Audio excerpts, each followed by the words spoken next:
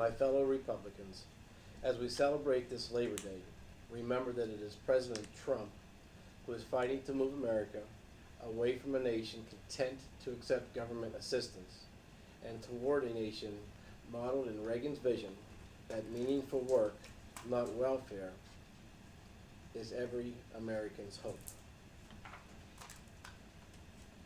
When I took the office as your chairman to lead our Broward County Republican Party, I knew that the job was not easy. I knew that we were going to face many challenges from outside as we went to work to lead our party that was the lowest in registration numbers behind the Democrats and independents, with the numbers dwindling further. Tonight I speak to you as many of you received some fake news via an unauthorized email that was sent out late Thursday evening.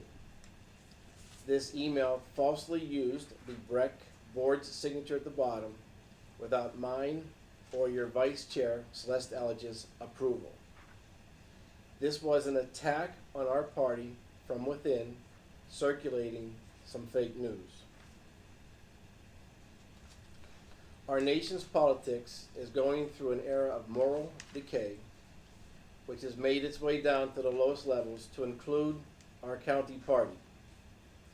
Each day we watch the liberal media, which is in collaboration with the Democrats, creating fake news to diminish our democracy and diminishing our duly elected President Trump. We are watching the same people which sold mining rights on our lands to Russia now calling the kettle black by launching a Russia investigation with no bias and without an iota of evidence after many months of distraction.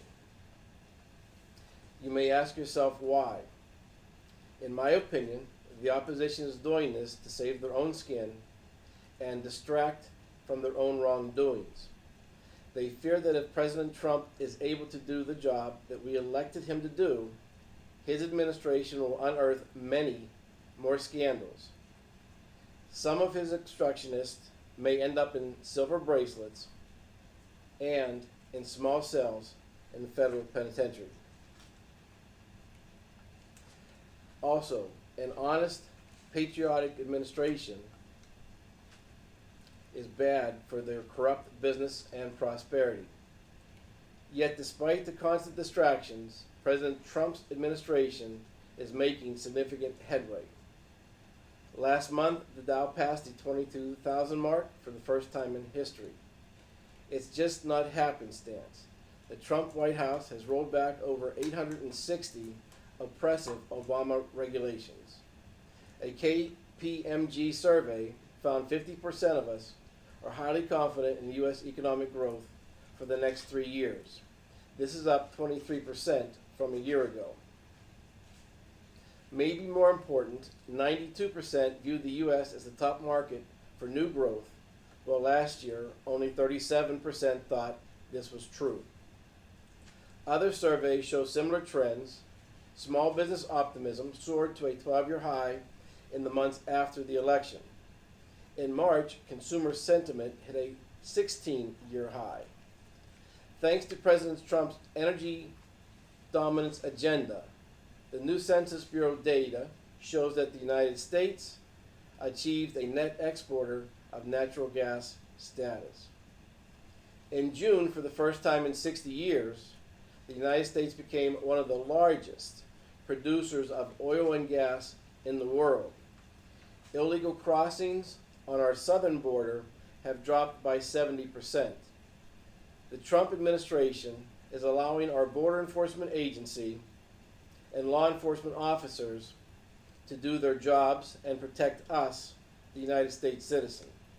However, fake news will not fully report our president's success. In parallel, the Trump administration is working hard to drain the swamp in our government. That, too, is generating attacks on our president. Corrupt special interests are not happy. Similarly, as your chairman, I am hard at work to strengthen our party in Broward County. There is much work that goes into reforming an organization whose DNA has been infested with those who put their interests before the success of BREC. They are driven by an agenda of self-promotion and see you and BREC as a means to further their own personal career and financial gains. I work quietly behind the scenes to strengthen our party and our organization.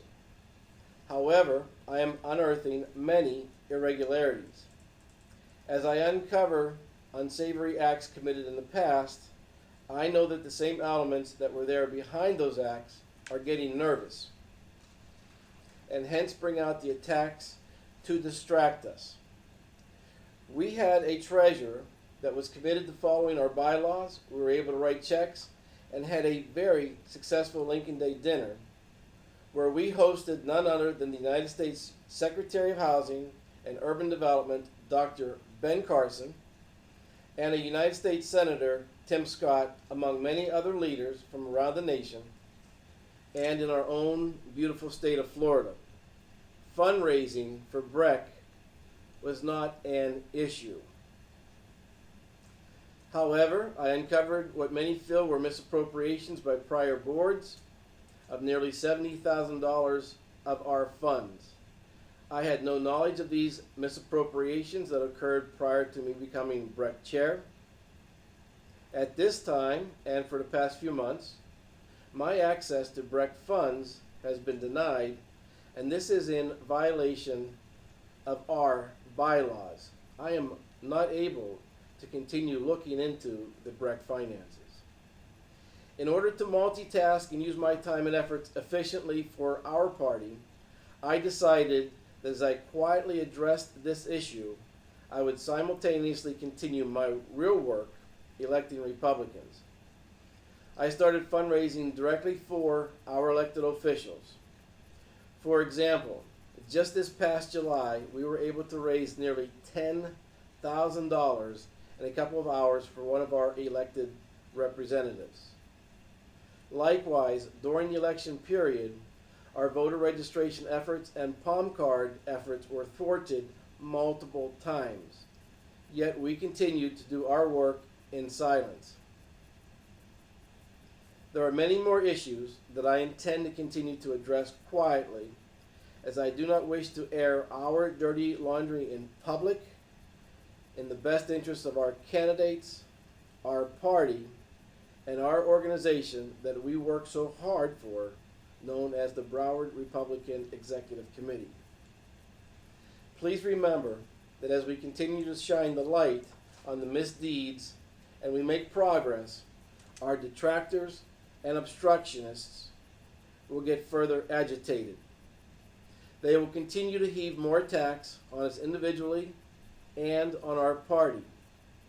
Nonetheless, we must remain focused and resolute in the pursuit of our mission. As a matter of fact, I see these attacks as a sign that we are on the right track and our efforts are working. President Reagan once said, "There's one guaranteed way you can have peace. You can have it in the next second. Surrender." Admittedly, there is a risk in any course we follow, but every lesson in history tells us that a greater risk lies in appeasement. A discussion of compromise is not an option. Our only choices are fight or surrender. We must stay strong and fight onward.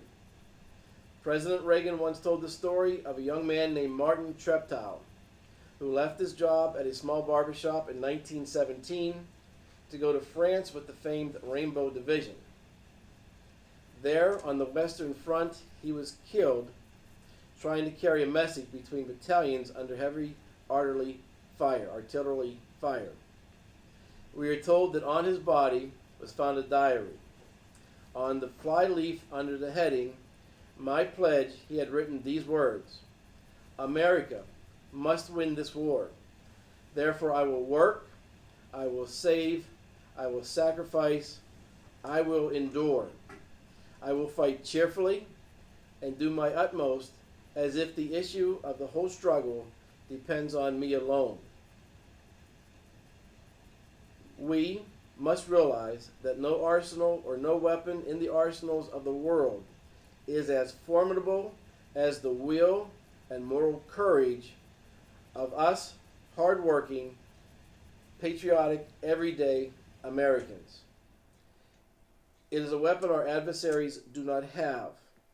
Let that be understood by those who attempt to keep us from building a strong Republican Party in Broward County.